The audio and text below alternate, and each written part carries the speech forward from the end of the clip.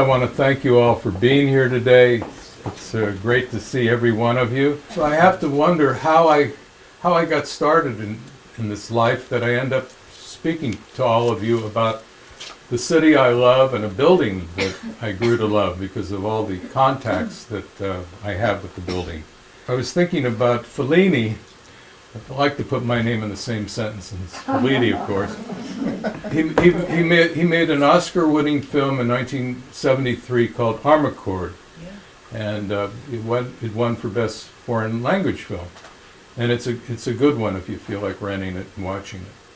So Armicord means I remember. That it was all about his life. So that's why he chose Armicord. So this is kind of my Armicord today. This is my grammar school on 4th and Fairfax.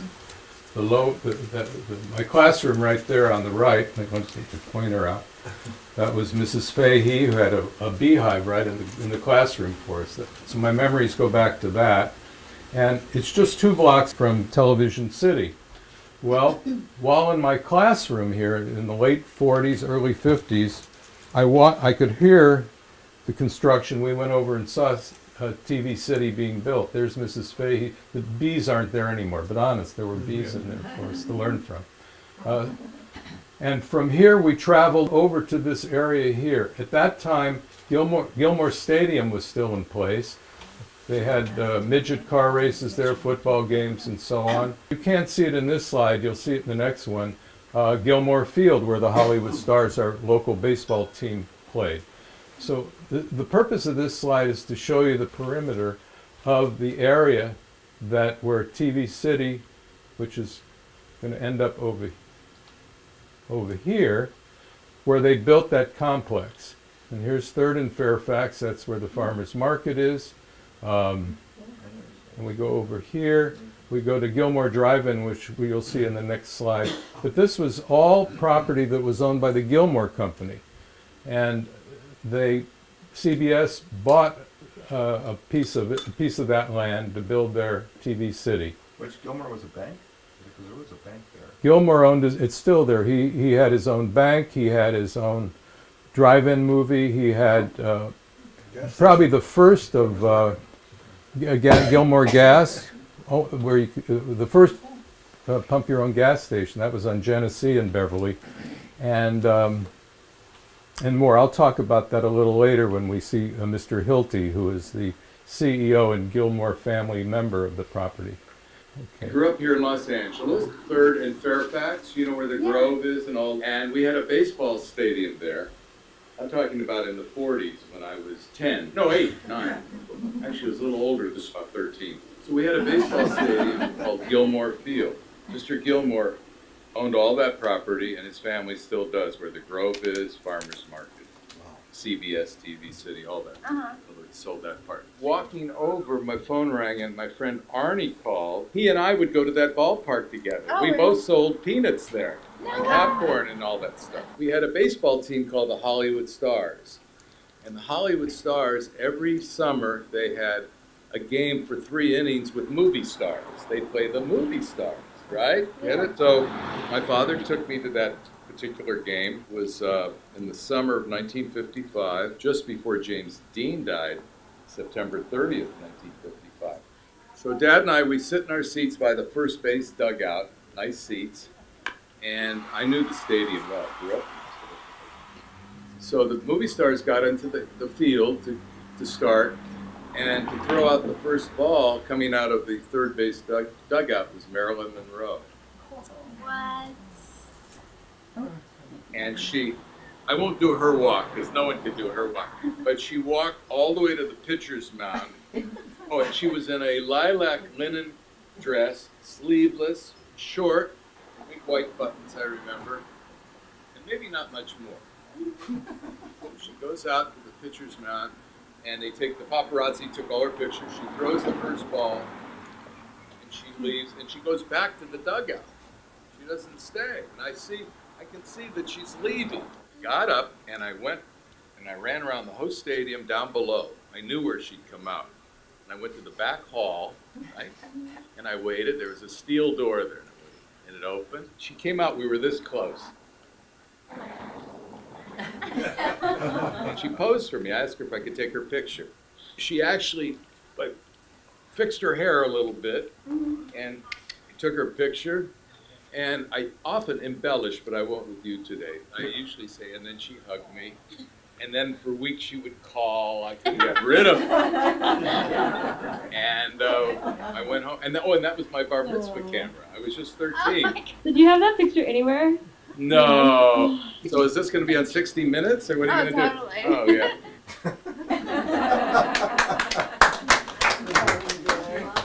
Yeah. And that was all about, again, more of that property from the Gilmore people and CBS. It's all with it. This is Hank Hilty. He's the president and CEO of, as you can see, A.F. Gilmore Company. Hank's, I think it's his mother was a Gilmore, and he's part of the family. So we went out and I met with him this week. I've known who he is for years, but I called and we arranged an interview. It was so generous. And we talked about how the property got purchased, when CBS sold it to purchase it from the Gilmore family, and just life through the years. And there we are at the farmers market. So someone mentioned Gilmore Gas. Yeah, that was probably the first pump your own gas station. That was a Genesee in Beverly. Maybe I mentioned that. A terrific guy, really, who also controls and owns the property where the Grove is and the surrounding areas. Okay, there's an aerial shot. There's the Gilmore Drive-In I spoke of earlier. There's Gilmore Field, the baseball park. And right here is where CBS is in construction to build TV City. This is the finished version where they built the building. They put the CBS eye right on the roof, which they still use that logo. Park La Brea apartments are all through this area here. All the people I grew up with, a lot of them live there. Being in my classroom in the 5th and 6th grades, they built these buildings with noisy, all we could hear is the pile drivers every day, but they built 18, 13-story towers that are still there. And in the late 40s, Frank Stanton, who was then president of CBS, interviewed and hired the firm of Ferrera and Luckman, the architecture firm, who went on to do world-famous projects. But anyway, he brought them in, and Jin Wang was their director of design. In fact, I interviewed Jin a few years ago, terrific guy. This is what they did. This is the architecture leading into the complex. And there's Mr. Wang again. I called him one day when I wanted to interview. This is about 10 years ago for my monthly column. And he got on the phone and I introduced myself. I said, before I tell you why I'm calling all that, when I was in college, my friend Maury Silverman ran your parking lot over at Wilshire and Hauser. And I would come over after school and hang out with him. And I said, I would watch you drive in and out of that parking lot. Now I'm going back to 1962. In a 1938 SS Jaguar, I happen to know the car. And I was waiting for him to fall off his chair. He said, oh, that I remembered that. And he said, I wish I still had the car. He participated in the theme restaurant at LAX, the firm did, with him being the director of design. The 76 station in Beverly Hills with the foil roof, you've all seen that, I'm sure. He designed that, and he said that Union Oil wanted them to put it at LAX, but it worked out better to put it in Beverly Hills. And he did their corporate headquarters, in fact, downtown. And then the firm, along with Jin, did the Transamerica Tower here in San Francisco. Okay. I had and I still have two best friends from those days at Hancock Park, and other people I know, but we still are in touch. One is Marty Godine on the left, and this is, I'd say we're on the phone at least once a week. We have lunch. We're just dear best friends that met in 1947 in kindergarten. And next to Marty is Perry Lisker. Same. Perry was part. The three of us would get on our bicycles and go to TV City in the morning. They had morning shows and they needed an audience. So they let us come in to be the audience, and in turn they had served us milk and donuts, and our friend Perry always playing the, oops, sorry. Perry, he was always kind of the big shot, so instead of milk and donuts, he had coffee and donuts. And he went home sick, you know. We were all at 10 years old, you know. So that's Perry on the right, and he feels fine. So Perry couldn't be here today. We're going to see a video of Marty in a few minutes, but Perry sent some notes over, some words to me that I'll read to you. Thanks, Ron, for inviting me to share a personal connection, a story you are well aware of, as you recount memories of the great complex. Suffice to say that you, Marty, and I were incredibly fortunate to grow up in this corner of Los Angeles at a time when everyone seemed young and robust. It was a magical time that seemed to go on forever. We spent times at Gilmore Field, eating and shopping at the farmers market, and certainly CBS Television City were so much fun. One day in 1952, as if by magic, the large, stunning complex appeared in our own backyard, and boy did we ever gravitate to it. Somehow one of us, I think it was you, Ron, found out that they were shooting sitcoms in the morning, and they, of course, needed an audience. So they provided the milk and coffee. Over the years, we returned over and over to CBS studios, even as adults, seeing sitcoms and variety shows and becoming familiar with the talent and personalities of entertainers such as the Smothers Brothers, Sonny and Cher, and so on. So that's Perry. I'm Marty Godine, and so great doing this interview in the farmers market where we used to hang out all the time. I was raised right down the street here on Crescent Heights. I met Ron in kindergarten, and we've been friends ever since. We used to take our bikes over to CBS. Television had just really come out maybe in the late 1940s. If we did have a TV at home, it was like a 10-inch screen. It was tiny. And I don't think my parents got a television until the mid-50s. And to be able to go over and watch shows being filmed was something that I could never imagine. It was like kind of a dream that was coming true. And to be part of all that, and to be sitting in an audience, we were participants in the coming of age of television at CBS. I'd ride my bike to school, and then sometime during the course of the day, we would get the program schedule, and then we'd ride our bikes from school over to CBS. And I remember going into a program and kind of sneaking in the door, and we'd watch it, and then, as I say, we'd have snacks, and then we'd go back to school. It wasn't a full day. It was like escaping from school for an hour, hour and a half, and just enjoying that time at CBS. I do remember watching Hopalong Cassidy and the Lone Ranger shows next door to my neighbors, because two boys lived there and I was very good friends with them. And I would go over there and watch TV, and then I'd go to CBS and I'd be watching a TV program being shot. It was just mind-boggling to me. It was an experience that I don't think I could have anyplace else. It was very unique because, as I say, television was new at the time. And for us to be able to go into a television studio or a whole building that's devoted to television. And I was a big cowboy fan, and I remember seeing those cowboy programs inside CBS. It was like being in a dream world. We lived really good lives for a kid. I think much better than today's kids. We didn't have any pressures. I never felt any pressure as a kid. I didn't worry about the fact that if the teacher caught us taking our bikes off campus, we're going to get in big trouble, we're going to get suspended. None of that existed in those days.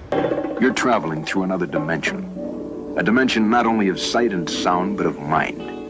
A journey into a wondrous land whose boundaries are that of imagination. Your next stop, the Twilight Zone.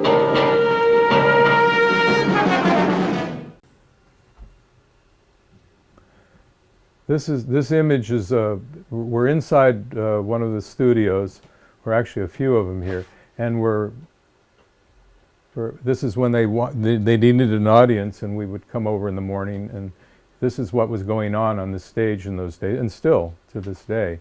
I do want to mention that I chose this topic because I thought when Kathleen asked me to speak, I thought, I've had so many contacts with this building for my whole adult, even when I was a kid. I thought, let's make a story out of it, and here it is. Okay, anyway, this is the studio. There we are, needing an audience, and we were part of it. Some more of that.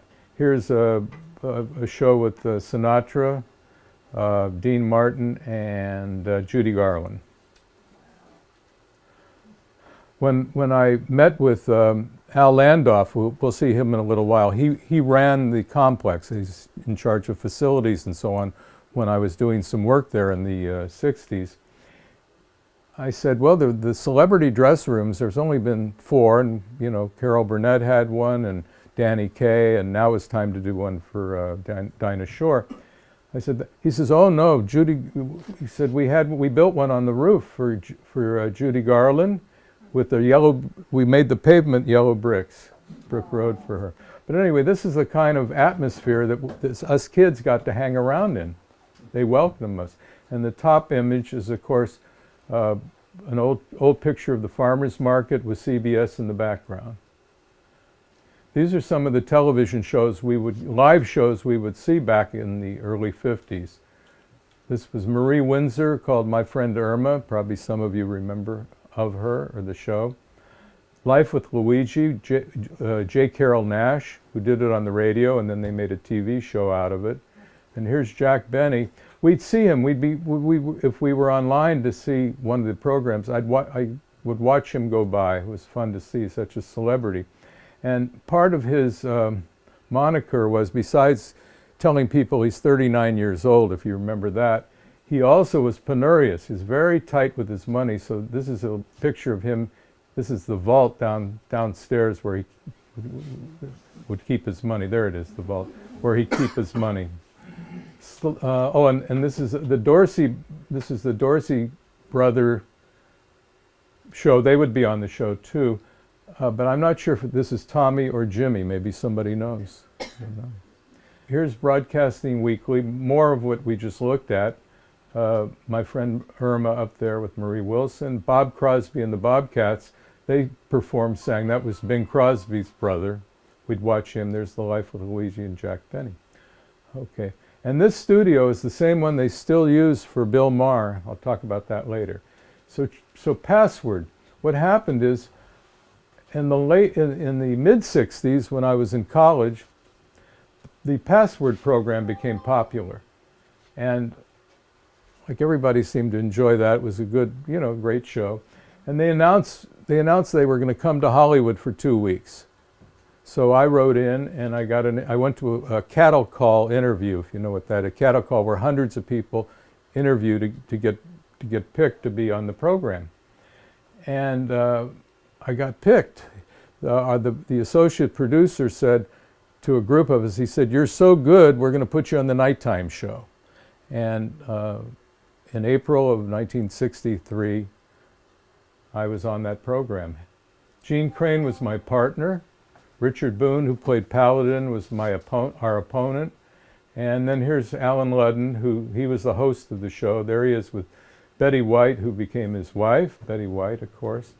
And so these are just all stories about Password, or in this case, the Dinah Shore Show. That was her producer. Gene Crane, meet your new partner from Los Angeles, California, Ronald Fields. Richard Boone, meet your new partner from Gardena, California, Gene Zuanich. All right. I'm going to move fast. Ronald, what are you studying? I understand you're a student. I'm studying marketing at USC. Good to have you. Gene, what does your husband do for a living? He's an architectural draftsman. Good. You know how we play the game. We're going to move quickly. Richard and Gene have the brand new word. As they look at it, you look at it. Please. The password is phonograph. Start with you, Dick. 10 points. Record. Player. Player. 9 points, Gene. Player. Phonograph. Yes! Dick, I think this girl, Gene Crane's got this game pretty well under control, don't you? I don't want to discuss it. Gene and Ronald have it. You look at it, please. The password is subtract. Start with you, Gene. 10 points. Add. Subtract. Yes. I Now don't it's want to 9 hear to 10 any again. more from you. This time the word goes to Gene and to Dick, and as they look at it, we'd like you to join them. The password is radio. Start with you, Gene. Give you 19. Broadcast.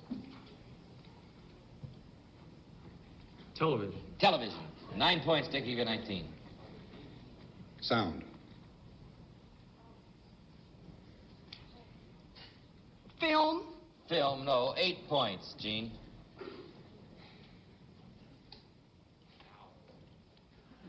Five seconds. Portable. Speaker. Speaker, no. 7 points, Dick. Transistor. Radio. Yes! Oh, I'm sorry, our time is up. I have to award $250 to the team that is head for an incomplete game, which gives Gene Zvanek $250, Gene. Thank you. That's good. For the team train, thank you so much. Thank you, Ron. It's been a very fun evening with you. Come back to play Password, give our best to your children. Dick, good luck on the Richard Boone Show next season. Thank you. Good night, Grandfather Carrot. All right. Good night, Grandfather Boone. It's nice having you. We'll see you all next week at the same time or tomorrow on Daytime Password. Until then, this is Alan Ludden saying the password tonight is where. If you hear anyone ask, where is password nighttime, remind them it's right here at 10 p.m. New York time. So long. See you tomorrow, I hope. Password has been brought to you this evening by Dove, the beauty bar that's 1/4 cleansing cream. Dove cleans your skin while you walk. So I lost, but they gave me a Lucien Picard watch, which I wore for many years. And I didn't mention, there was a group of us that we all had hangouts in high school, and our two were Dolores's Drive-In over on Wilshire, and the other was Jan's Coffee Shop at Beverly and Alfred, just near La Cienega. So what we'd do is we'd be there at midnight. They'd lock up the restaurant, and a group of us, usually 3-4 guys, we'd go to the parking lot and sit in the car and play Password all night. So that's why when they announced they were coming to Hollywood, I felt I had a shot, and I did get my watch. Okay. These two guys led me to all kinds of career projects, all kinds of fun interaction with CBS and later 20th Century Fox. On the left is Russ Berry. Russ Berry, when I met Russ, he was general manager of KNXT Channel 2 there on Sunset Boulevard. And I did work in his office, interior design work for Russ, and we became friends. I worked in his residence and, they lived in Brentwood. He's just a real good guy. And we're still friends to this day. He's retired living in Florida. On his right is Tom Batista. Tom came to me, someone referred him to me in the late, I guess it was the late 60s, 68. They wanted to buy my father had a furniture factory and they wanted to get some furniture wholesale. So Tom and his wife Elaine came down on a Saturday. We met. They picked out their 819 sofas and all that. And then a friendship came out of it, instant friends for many years. And Tom referred me to business at CBS, to their station. He ran the station in St. Louis at one time. I went there and did work, KMOX. He introduced me to, the next slide you'll see in a minute, is a man named Ray Beindorf. Ray Beindorf was in New York. He was head vice president of the O&O stations. Those are stations that are owned and operated by CBS. They had 5 of them at that time. Their headquarters on 6th Avenue, a building that Mr. Paley, the founder of CBS, built. It's a black granite building, so they call it Black Rock. Anyway, Tom introduced all kinds of people and places for me to work on, so I just certainly want to honor both of them today. This is Ray Beindorf. I just spoke of Ray, and we'll hear about him. Ray, we went out to, he's living in Costa Mesa, so we went out and interviewed him last week. You'll see the interview in just a minute. But a terrific guy, again, going back all these years. Ray is 90 and doesn't know it. I am. Same guy, same face. Look at you. Hey, Ron. How you doing? Good to see you. Go to the room right away. Go to the room right away. Back here. My name is Ray Beindorf. at CBS. Started as a page boy and went to a lobby guard. Then I became a local salesman, sold the first Rose Parade to the Southern California Plasterers Institute. I moved there to Chicago in about 1957, and then moved to New York spot sales in about 59, 69. Then I became sales manager of KNXT, Channel 2. I came in 60, 66, and I became general manager from 66 to 71. And I became executive vice president in New York. And here I am. And I think TV City was the first major production facility in town. I sold the first color show in TV City with Dinah Carson, Harry Owens, and people like that. So anyway, it was the first color local television program in the country. It was a good location. I recommend I'll look for someplace downtown instead of TV City. And Bob Woods said, no, nothing will happen in LA City. I worked for CBS for a long time, 25 years, and then did the Dinah show. Dinah was a great person. I loved Dinah. I loved her very much.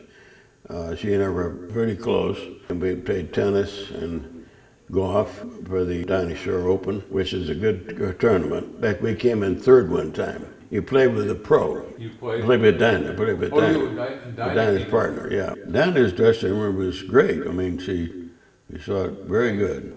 CBS is really a good network. Camaraderie and the togetherness, we all got along pretty well. We had played rinky-dink football, which is touch football, flag football. We enjoyed it a lot. Early days of television, 1950, 51, in a fraternity house, we had a television set, and we all watched it like his magic stuff. That's when I got interested in television.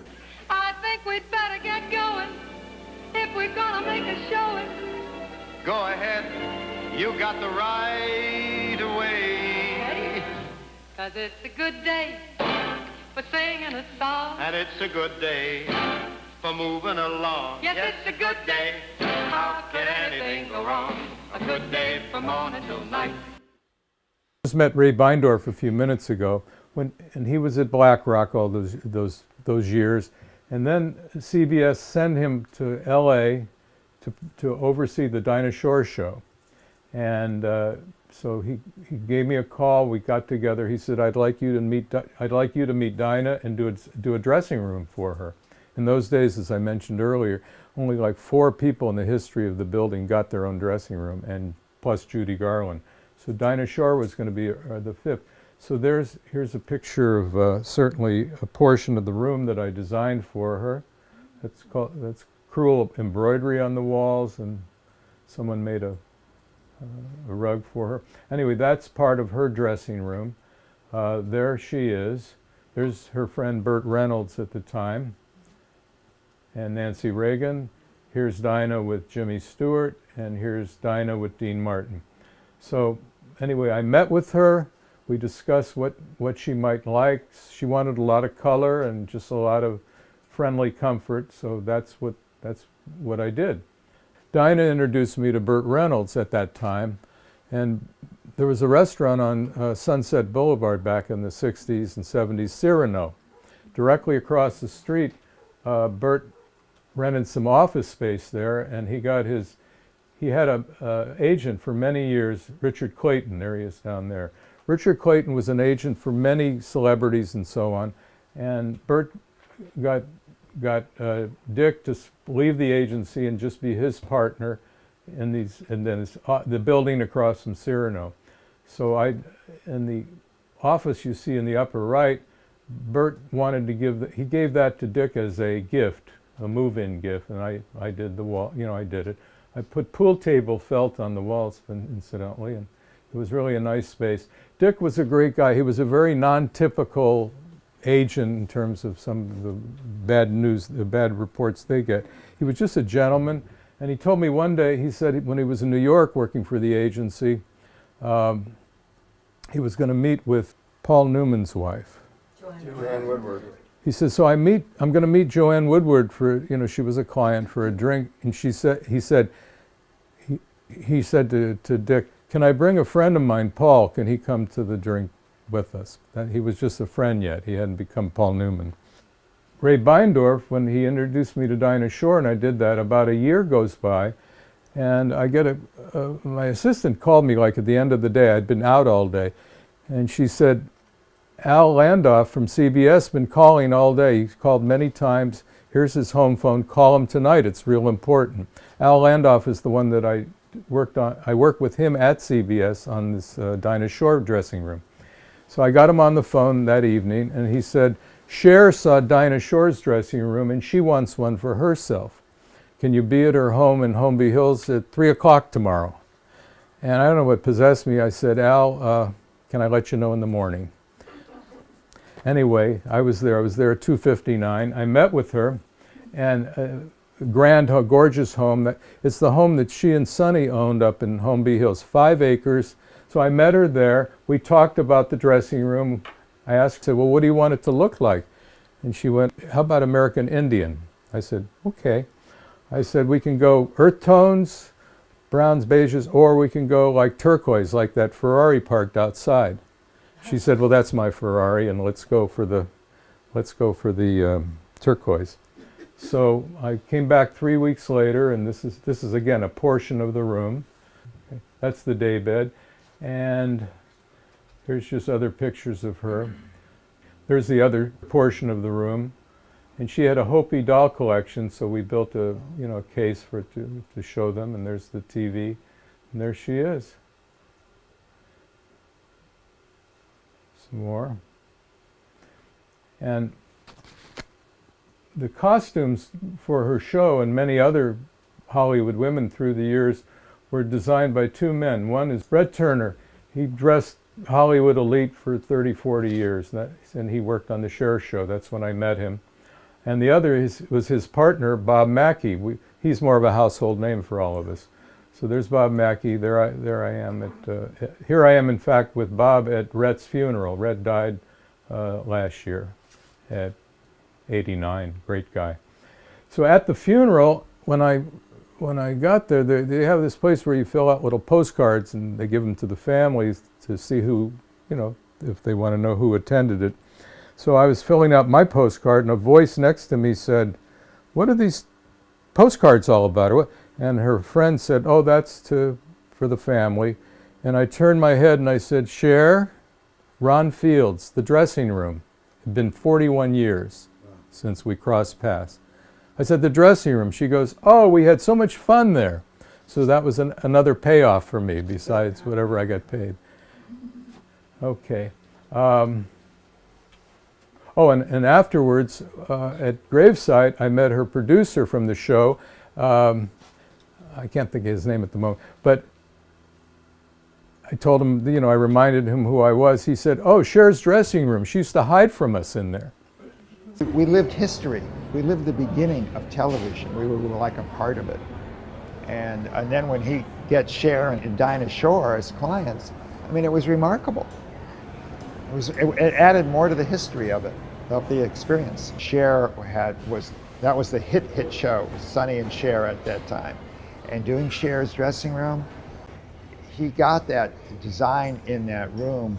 It kind of fit her personality, who she was. It was incredible.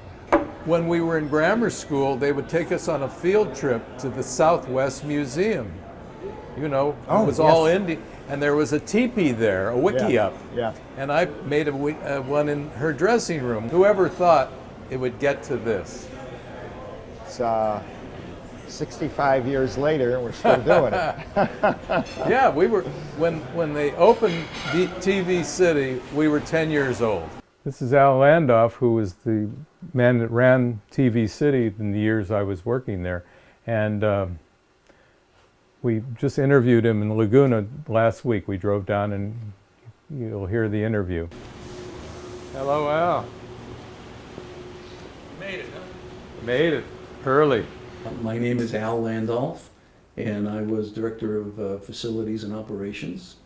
And I was there 25 years. I was transferred from New York, from Black Rock, and never looked back. It clearly was the golden age of television. It was an institution, and again, it was one of the primary resources of information. Everybody watched Walter Cronkite. The sporting events were done mostly by the networks themselves, and the networks were living the Cadillac life. I originally worked on the Gleason show as a page. My sister was a June Taylor dancer. I don't know if you remember. Sure, I remember of that. And I went down to visit her one year and spend the summer in Florida, and met a guy by the name of Bob Wood, who was president of the company. As I was visiting, and we met Jackie Gleason. And he said, "Hey kid, call me when you get to New York." And I said, "Well, how about a job now?" You know. And so I worked on that show. You start out at the bottom. David Geffen was one of our pages, you know. Okay. And it didn't work that hard, but he amounted to something. And it's a good way to get a taste of what the business is about. And the kids get to, be around talent, get ideas. You became famous doing the shared dressing room, which violated every corporate, design regulation we ever had. Starting with that teepee, and remember the teepee? Teepee was great. In fact, it got to be such a big deal and so much publicity. And every time I had to do a VIP tour, all they wanted to see was the shared dressing room. And the other thing that was interesting about it, no one else could use it. The purpose of dressing rooms was that they were shared facilities. Yes. The share told me personally, nobody uses this but me. Nobody comes in here. So right after the initial call, it was like, get it done, get this project moving, tomorrow. Like as if I could pluck Ron Fields from the sky and have him stop everything he's doing and start on this project. But fortunately, you were very accommodating. CBS was a very structured design environment. Frank Stanton was the guy who set up BlackRock. And if you had a picture of your wife on your desk, in the morning, it was gone, or it was moved somewhere where it couldn't be seen. And that's kind of the mentality I came from. So when this Ron Fields showed up and wanted to put a teepee in a room that was, kind of a plain vanilla dressing room to be used by everyone, it was a hard sell. And we all had to do kind of a little mind shift to accept a new reality. But it took someone like Cher to say, "Hey, that's how I want it," and nobody was going to tell her no. One of the finance people called me and said, "It costs how much?" The suede or the whole place? No, this was just the wall covering. Are Yeah, you kidding? I know.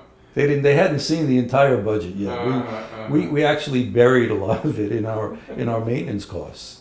There's a chandelier made out of rope that costs $40, so that helped balance. Yeah, well, that balanced it out a little I don't bit. know if I told you. But it was nice. It was different. I know after that dressing room, some of the other big talent said, "Well, wait a minute, I want my dressing room so and so." In other words, suddenly there were demands being made, and it was difficult to have a dedicated dressing room for anyone. And the bigger the show, the bigger the demands. And that's but again, you want to keep the talent happy. Happy talent, happy good show. Babe, what is this? Perry Como? I got you, babe. I got you, babe. I feel the song. I know. They're talking They about say our love won't pay the rent. replacing the Star The Spangled. more oh, the spin. You got spit on my head. I guess that's so we don't have a pot. But at least I'm sure of all the things we got. Babe, It's catching. I got you, babe. Just keep 'em high. I got you, babe. Good night, everybody.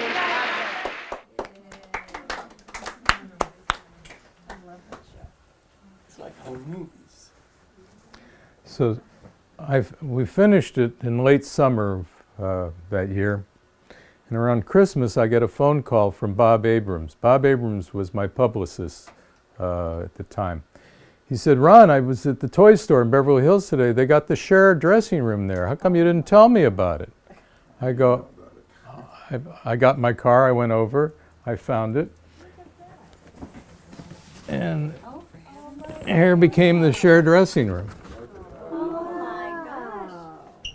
Complete, it came complete, not in this box, with a Cher doll, like a Barbie kind of doll, and for Cher. Did you know about it? No, I didn't know about it. They hadn't, so, I was concerned. I mean, I was flattered, but I was concerned. So I went to Marvin Jubis is a patent attorney in Century City. Now, I'm talking about 40 years ago. I went to his office. I told him what had happened. I was a young designer. He said, well, did you put a copyright on your drawings? The little C with the circle and so on. I said, no. He says, well, I don't think we have much of a case. If this thing makes a lot of money, normally your cut would have been 5%. But it's kind of, why don't you go talk to her? So I came over one night during the, while she was taping. And I asked her about it, and she said, no, I don't handle that. That wasn't her thing. So I called her business manager, Ralph Goldman, a guy that I grew up with. We sold papers in front of the May Company together. I mean, our parents were friends, and he was handling her business at the time. And I got him on the phone, and I said, well, can you tell me about that? And he got kind of tough with me. No, call her lawyer, and that was that. So I went back to my lawyer, and he said, maybe you should be remembered as her designer rather than the person who sued her or any of that. So here it is, a big payoff. This is some of the memorabilia that was in her, I have a file on her. That was her then, covers of magazines. This is the wall covering that was in her bathroom. She taught me a word, because we had to design what colors go where. She says, well, I like aubergine. I didn't know what aubergine was. Took me, although my grandmother made eggplant, and that's how I found out. And then I went over to Grand Maison Blanc at the time, a fancy linen store in Beverly Hills. And, oh, here it is. And had a set of towels, sets of towels for her and me. So there was talk about the leather on the wall covering for her dressing room and the price of it and so on. What I did is there was a company that I went to that could I knew he could do it for me. So I designed just this floor-to-ceiling wall covering in certain areas of the room, and in between pale pink and turquoise. There's her turquoise again. So at the time, and you heard him talk about it, at the time, this was all handmade. It was then $300 a roll, and today that you could multiply that, it could be $2,000 a roll. And a roll and you needed a lot of rolls, right? But they paid for it, like he said, she wanted it, so she got it.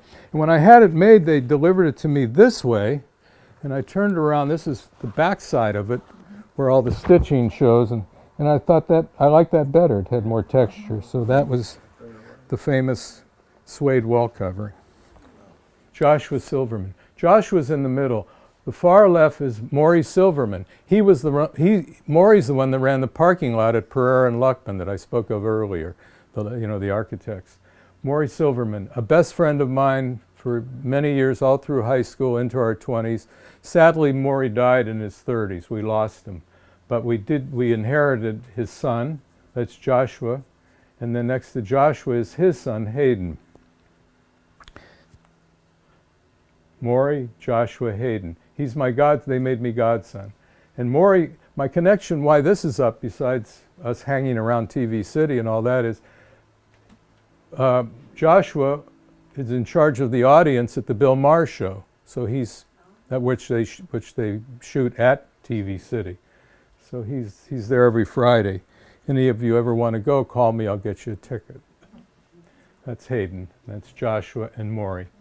Bill Paley was the founder of CBS television. Prior to that, he founded CBS Radio, and before that, he was in the family cigar business. So here he is, literally one of the great pioneers of the television industry. And I would see him as a little kid. They had a parking space with his name on it when he'd come to town. On the right is the present president and CEO of CBS Television Network, Les Moonves. And he's the one that's in negotiations with people that want to buy the property and turn it and change it. Make some kind of shopping center or movies or restaurants, that gorgeous building. So and you'll hear in one of the other talks, they've sat down with the city and the different agencies and worked it out that whoever buys it can't alter the outside of that building. So that's good to know. Here's Mike Klausman. We were with him last week. He's the Al Landolf of today. He oversees the complex, and Studio Center. Here he is, Vice President, West Coast Operations and Engineering. Here's Mike. Well, that's the original architecture.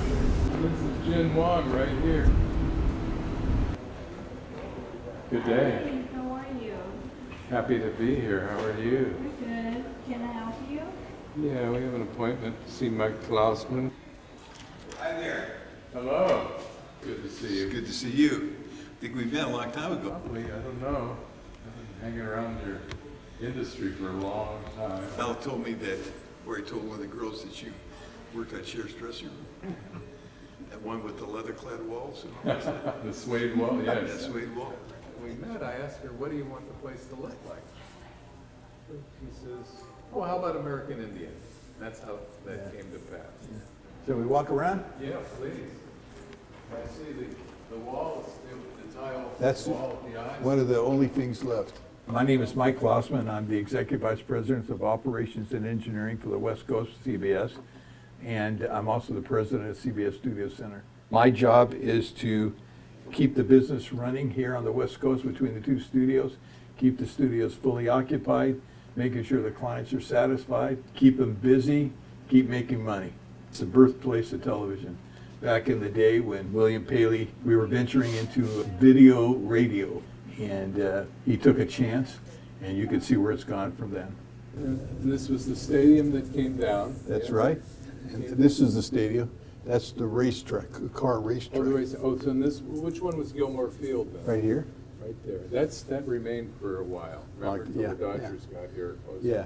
Look at that. CBS now, I think, is running around 15,000 employees. And what we do now, it's a global enterprise. We've always been the forefront of technology. The shows are innovative, but we have a department now that does virtual reality. We could do a cruise ship, and you walk into any room anywhere in this place, you put on a set of goggles, I can make it look like a cruise ship. And this is the famous artist entrance. Oh, That's sure. the lower level where everybody, Dad, all the I workers, see. We're all the kids. workers came over. They did, the artisans. When I started, my office was down there. It was a little cubbyhole. I was a page. Let's go upstairs to the studios. Do you remember the suede leather wall? Oh, yeah. Oh, that's famous. We were charging $300 a roll for it, when the nice wall covering in those days was $20, $30. This was all handmade. You're on the studio level. This building wasn't here till a little later. This was built in, I think, 1977. What are they doing? Price is Right. What you hear is all the screaming of the audience.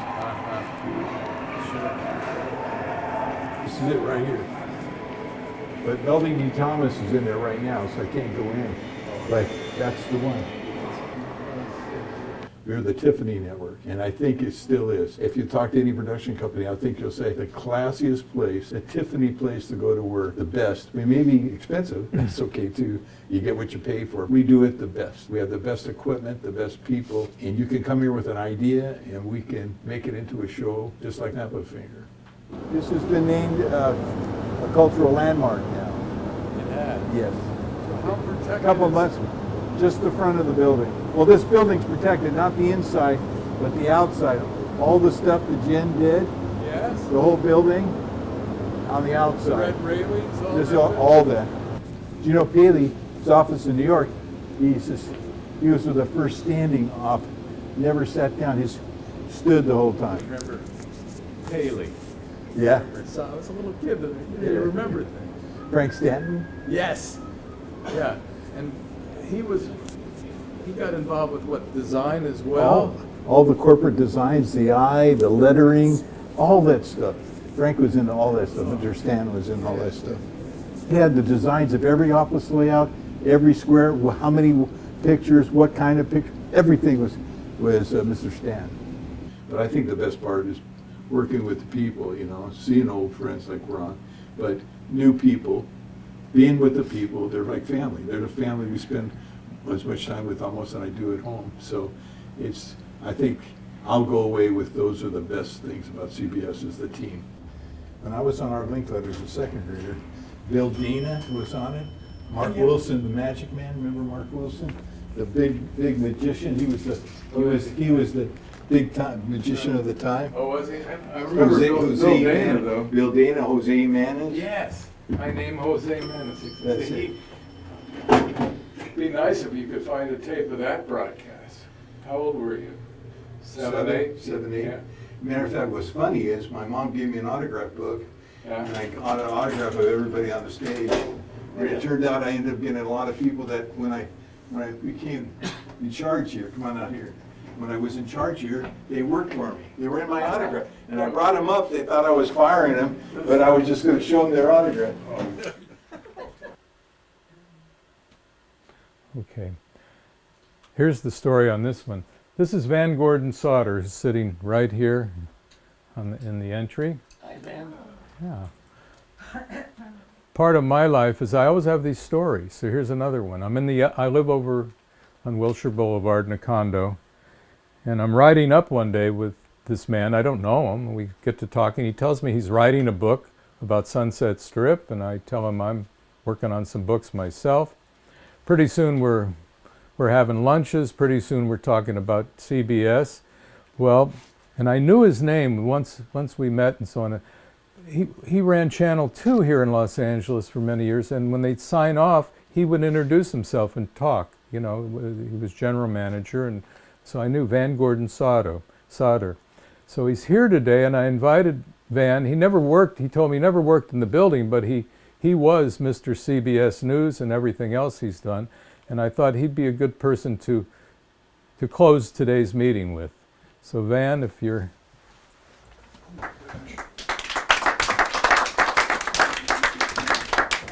I don't know if I can add anything of consequence to what Ron has been addressing. I worked for CBS for 18 years and was thrown out 30 years ago. One of the most beneficial things that ever happened in my life, outside of the woman I married. I spent the 18 years, I spent 2 years in Chicago, 3 years, on 2 occasions was in Chicago, 3 occasions in New York, 1 occasion in Los Angeles, and 1 occasion in Paris, France. So over that period of time, living in those different cities on different occasions, I got to know the CBS real estate reasonably well. And I think TV City, as Ron has so well illustrated, is a very symbolic structure in Los Angeles.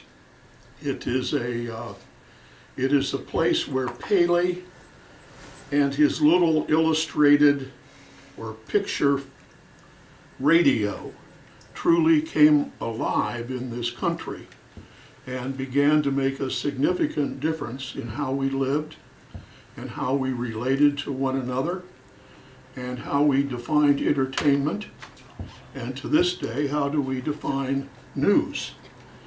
Paley, as Ron said, was born in Chicago, I think 1899. His father, Samuel, had a pretty nifty cigar business, La Polina. Samuel took the family to Philly, and he was the one who said, gosh, there are all these little radio stations coming alive, people who made a hobby out of this early technology called radio, suddenly in the basement of their furniture store or whatever, created radio stations which could broadcast 20 miles. And the guy said, Samuel said, I can put advertising for nothing on those stations. In fact, I can buy some of those stations and put the advertising there. Well, the son, William, took it one step further. He said, not only can we sell our cigars on radio, we can sell programs.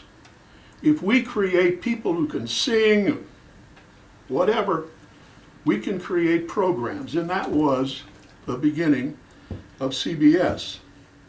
Paley had a very strong affection for LA. He didn't get a lot of the incestuous kinds of relationships here. He always felt as an outsider, and indeed he was, but he liked it here.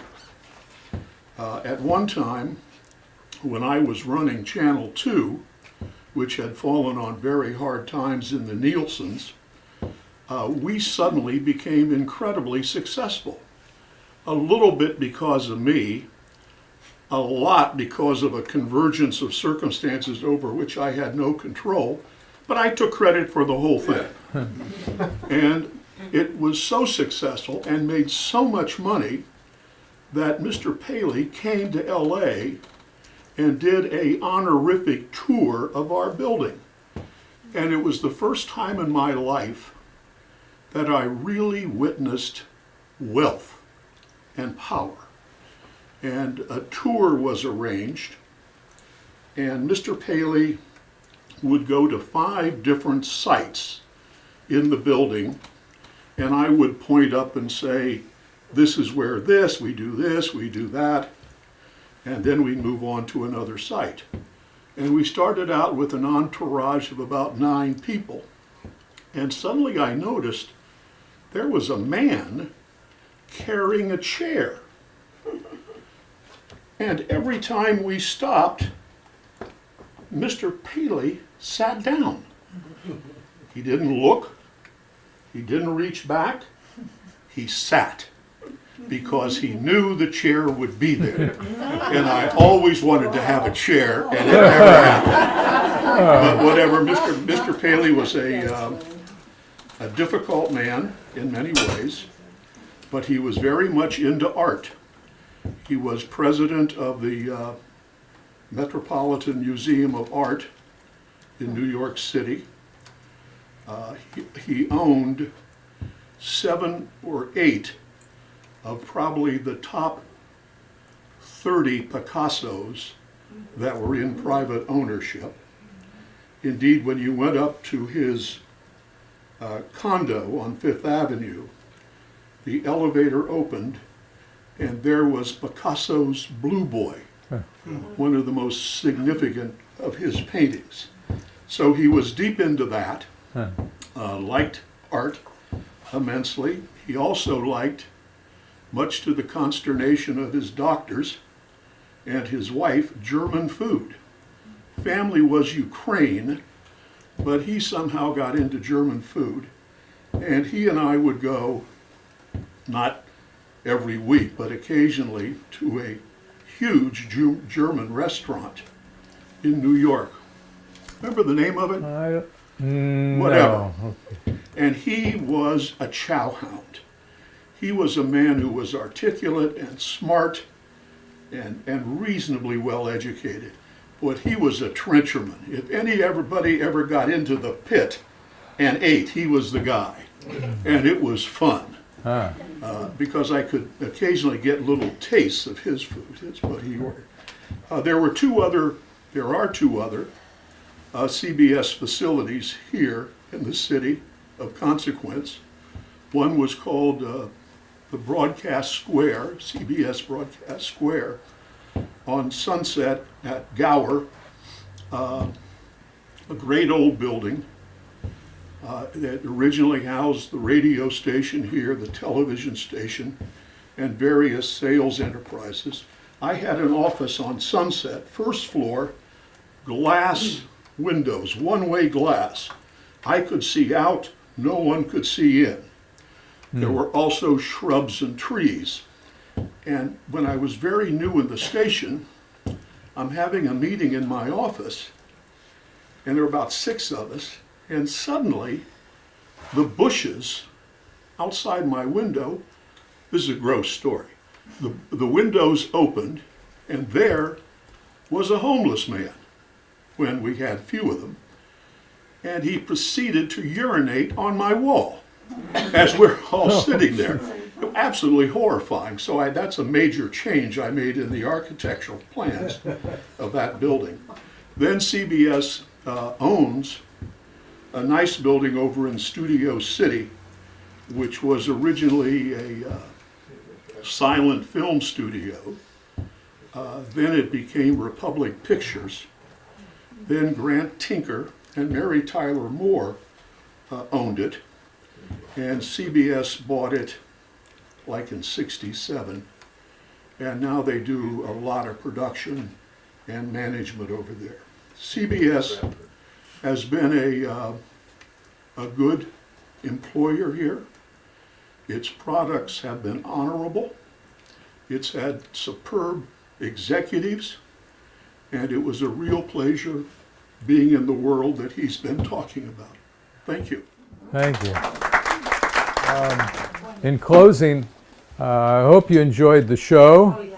As a seventh grader at Louis Pasteur Junior High, one of our assignments was write what you'd like to do when you grow up, and we wrote a little story. And I wrote I'd like to be a TV producer back then, and so here I am today producing some CBS history. And again, thank you, and thank you. That's it. Oh.